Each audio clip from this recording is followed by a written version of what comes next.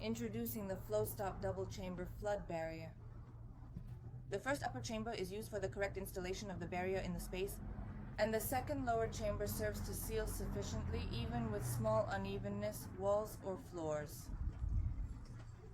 There are 2 valves on the barrier.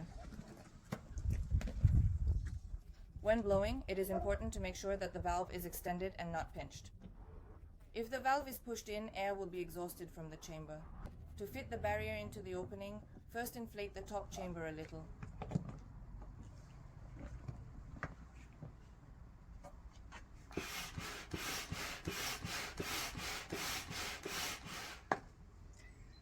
Once we have pre-blown the top chamber, we can see that it can be handled well. We don't have to be afraid to use brute force and bend it to insert it into the hole properly.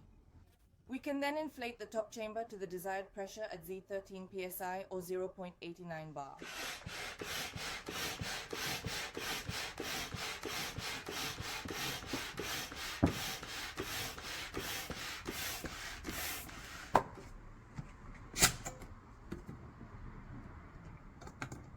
Close the valve protection cap and continue in the same way with the lower chamber.